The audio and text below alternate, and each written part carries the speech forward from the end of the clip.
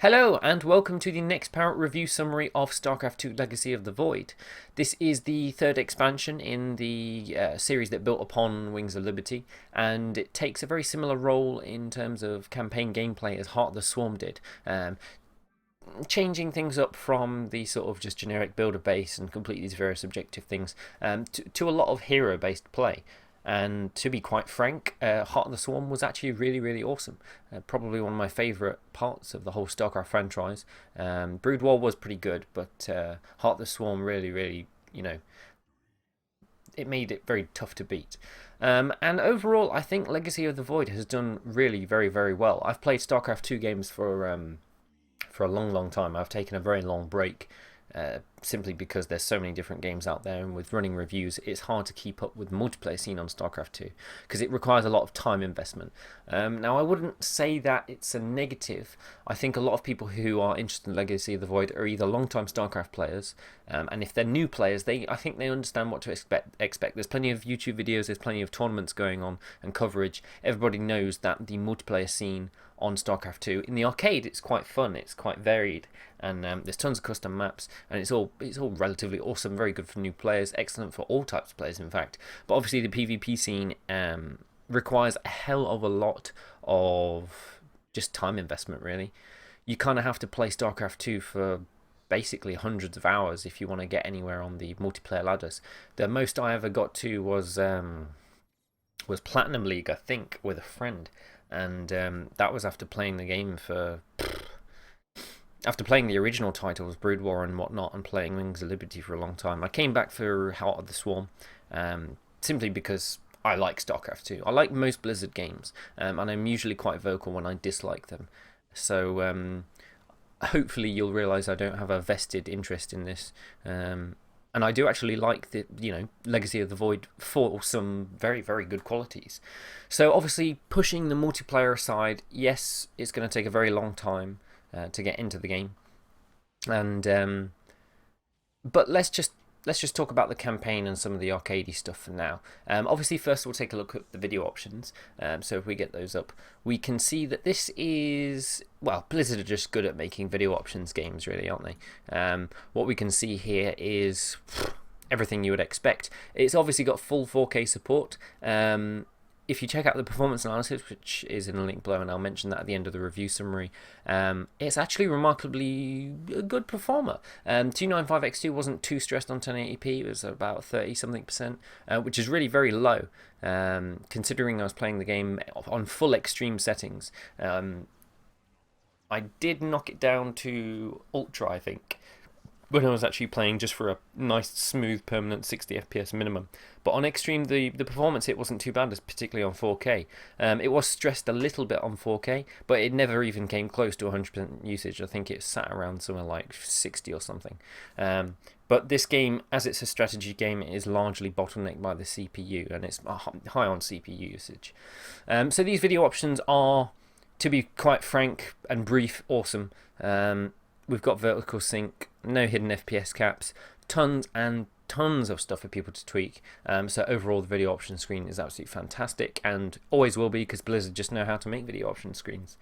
In terms of the poor stuff, I'll mention first is that a couple of the missions are a little bit long in the tooth. There were two missions, I believe, one of which was when I was defending a keystone. And I was trying to complete a bonus objective and an achievement, which involved me waiting out for almost 50 minutes. And at that point, when I was playing a campaign game and I was basically in the end game doing the same thing over and over again and just building up forces as they were destroyed and just building up more defenses so that nothing could get past them because they were blocking the path, I kind of feel like campaign matches probably shouldn't last that long. Most multiplayer StarCraft games only last 20 minutes or so. Unless you get into the heavy late game, and then it all becomes very much tug of war. But very quickly you get a winner. Whereas it wasn't too many. I mean, this is not a massive negative on the whole game. I think there was two, maybe three missions that lasted longer than I thought most people's interest would last. And it got to that point, and I was looking at the 45-minute mark, and I was like, I'm a little bit bored and irritated now. So that's one small issue I had with the game, was a couple of missions. But that in the long run is a very, very small percentage of the gameplay. Once you've gotten past those missions and got the achievements, you'll probably never go back to them again. The other thing is that the entry skill level, is actually quite low in this game in comparison to the previous titles. I think the skill entry level is lower, and they've somehow managed to improve things so that people who are genuinely fresh to the Starcraft 2 franchise, there can't be that many people, but I'm sure they exist, is that I think they've made the game a little bit easier to jump into, particularly into the campaign. The only issue I have is that by the end of the campaign, even though I'm an experienced StarCraft player, I understand some of the basics. I'm by no means a pro at all. I'm amateurish at best, and I've forgotten a lot of the key skills. And lots of things have changed over over a long period of time. But the game never really taught players advanced strategies. Usually, when you're playing a game in the campaign, you sort of expect to learn things that you'll find useful in the multiplayer game. Except it very much just left me to my own devices. Yes, it taught me a few things about management, and if I wanted to get some of the achievements, it would involve a little bit of micro and clever thinking, but there wasn't really much strategies. Not once did the game teach me how to 2-gate or 4-gate or anything like that. I just know those strategies because I look at the Team Liquid wiki or stuff like that. So I was a little bit disappointed that the campaign didn't really explain an awful lot of advanced things that you might use in multiplayer. Now, obviously, a lot of people are probably going to disagree with this as a negative point because they say, well, you should go and look at tutorials and learn how to play the game by just reading and learning strategies. But I kind of expected just a little bit of this to come into there. The other thing is that this is an amazing campaign. I can't take that away. It's a fantastic campaign. It is one of the best RTS games out there still. But unfortunately, it's still not quite as awesome as Heart of the Swarm. It is good, it's great. By no means take this as me saying this 1 out of 10, a horrible game, awful game. But Heart of the Swarm was just so awesome at the time. I think Legacy of the Void had a pretty tough job to come close. And it did come very close. I think Legacy of the Void definitely has more content-wise than the Heart of the Swarm did. It has the same mechanics, but it builds on them a fair amount and adds a couple of new interesting features as well. But I feel like it did a lot of things more, but I still felt that the Heart of the Swarm campaign was a little bit more. It made you have more of a vested interest on how you progressed. You actually felt like you were building Kerrigan and you were evolving units, and it felt a little bit more awesome. And there was also a little bit more. The missions where you were playing just as the hero felt a bit longer and a little bit more strategic and advanced. I don't know how to explain it. It's just how I felt. I think if you've played Heart of the Swarm and you play Legacy of the Void, you might understand where I'm coming from. But the campaign is fantastic. I mean, the in-game cutscenes, not just the animated ones.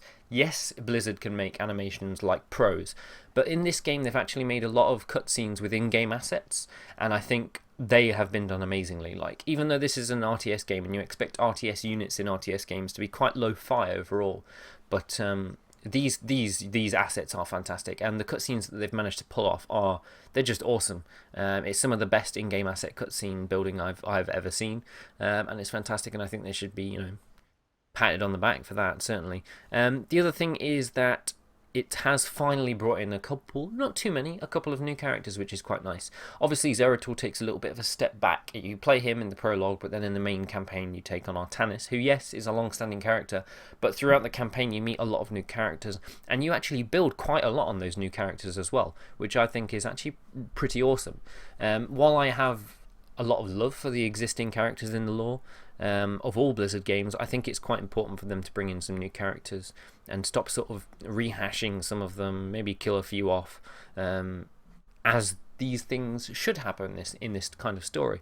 And so it's nice that they've actually done that. They've actually, gone, okay, we'll kill this person, we'll introduce this new person, and we'll build them. So the new characters are fantastically made. Especially the Purifier unit you meet halfway through the game here. It's just good. I love the new characters that it built. And the other thing that they've built upon in Heart of the Swarm campaign, there was unit evolving. You could evolve units one of two ways. And in this game, it's not only done that, but it's gone a step further and then another step further. So instead of just having 2 options, you have 3. Sometimes only 2 will be available, but later on in the campaign, a 3rd will unlock. And you don't just have a set 3, so you don't just have Templars, Dark Templars, and Purifiers. You also have another faction, and not all factions will have certain units for each of these different things. So you'll have purifiers available for one and not the other, or something along those lines. And it's quite good. So you get to choose how you evolve your units, and you can basically build a game strategy before you've actually started playing the game, just by customizing all of these units how you like. And to me, that felt like by doing that, I would be more likely to use those units in the game, which is an excellent way of getting players to try out new units by saying, hey, look, we've unlocked this unit for you.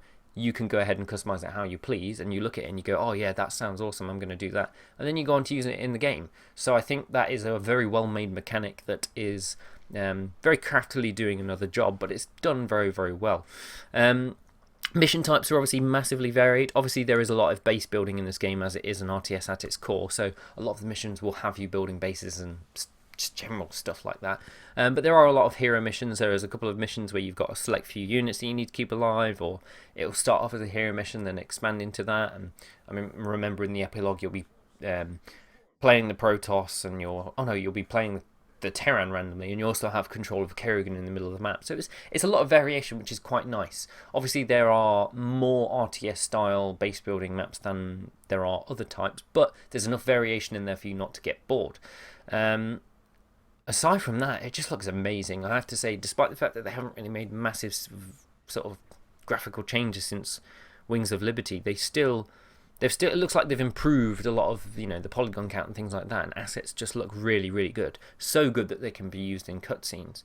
Obviously, a credit to the game is just the sheer gameplay content. The campaign is longer than Heart of the Swarm, in my opinion, probably because of the epilogue and the prologue. You've got the arcade, which is available to all people for free. And of course you've got PvP, and that alone, that is thousands if not infinite hours of gameplay value there, which means that Starcraft 2, to me, still remains one of the great bastions of the amount of gameplay per dollar you pay is just off the charts. So there is a lot of content for you to do, and there's a lot of content for everyone. So the campaign, probably everyone will play. The campaign is awesome. I think if the game were a tiny bit cheaper, it would be well worth playing purely for the campaign and then just not playing again, because I think that just the way they've built campaigns, they've just done it so well. But of course, there is the arcade, there is PvP, there's the ladders, there's ranked matches and everything like that. And so if you choose, you could probably spend the rest of your gaming life on StarCraft 2 if you were so inclined, which is a good way to build a game overall. So yeah, my outlook on the game is very positive. I think Legacy of the Void is a fantastic RTS title. It's probably one of the best that's going to come out for a while. The only thing that it's not got going for it is that Heart of the Swarm exists. I personally, this is my opinion, I think Heart of the Swarm is slightly better, but not by much. I think Legacy of the Void is a damn good game. It's got more content and it's expanded on a lot of game mechanics. But I still feel like Heart of the Swarm gave me an emotional investment in some of the characters and the units, so I just felt like I was more attached, and I was so attached to Heart of the Swarm I completed it in about 3 days, just playing the campaign straight, trying to get as many achievements as possible. Now I did a similar thing to Legacy of the Void, but I found myself playing sort of segmented sessions, not least because I needed to actually sleep and go to work, but just because it was awesome but not off the charts awesome. It wasn't, absolutely ludicrously amazing. I wasn't sat there waiting at 1 o'clock in the morning trying to unlock the game. But yeah, I think overall Blizzard have done an absolutely fantastic job on this. I think, a lot of companies have a lot of sequel titles that they bring out every year or every couple of years. And Blizzard they just seem to make games that work, and they're fluid. Their QA, quality assurance, is pretty fantastic. And overall it's pretty fantastic, and I don't think any StarCraft fan could possibly be disappointed at this game. I think it's nice that all of the races have now got their own segmented titles, and I very much look forward to the next iteration in the StarCraft universe. So obviously that's the full summary review. You can see this video and the full written review in the link below, so if you go to the review article below in just above the comment section, and also check out the performance analysis if that's the kind of stuff you're interested in. If you're looking for tech news, you can go ahead and visit our sister site and channel NextPowerUp, and leave your comments in the section below. So thanks for watching, and we'll see you guys on Saturday for Next Week in Gaming. See you.